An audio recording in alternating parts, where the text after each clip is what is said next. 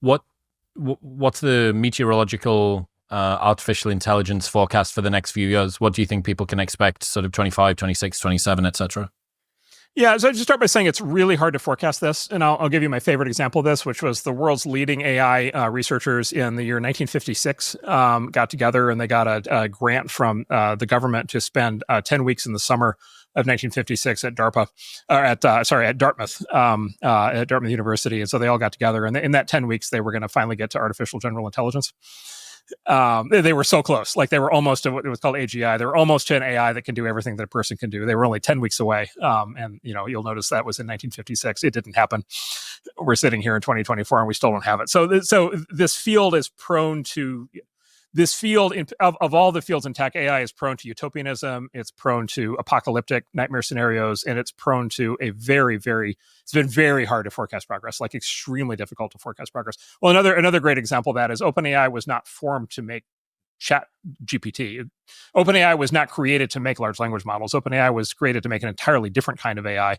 And then it turns out, if you trace back the origin of GPT, there was literally one guy at OpenAI, his name Alec Radford, and he was like sitting in a corner, and he's like, I think all this other stuff is wrong. I think we should be doing this other thing instead.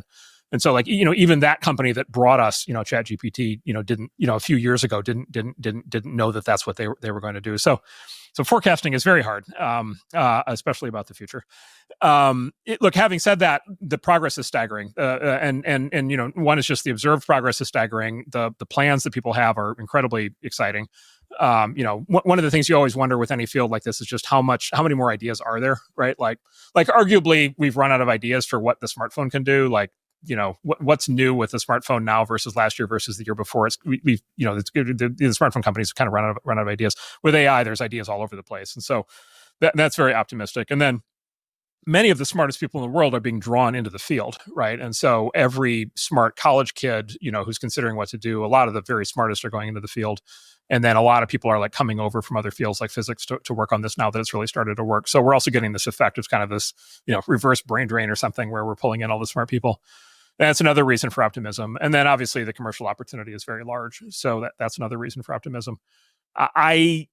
The big focus right now is to get these things to what's called reasoning, general purpose reasoning. So to get them to, to get them to predictably be able to solve problems in a way that is, fully coherent and leads to good results every time. These things are very good at solving certain problems most of the time. It's a very unusual technology where if you ask a large language model the same question twice, it actually gives you different answers. And if it doesn't know the answer to the question, it will sometimes make up an answer. And it is pretty amazing and wild that we have creative computers that will literally make things up.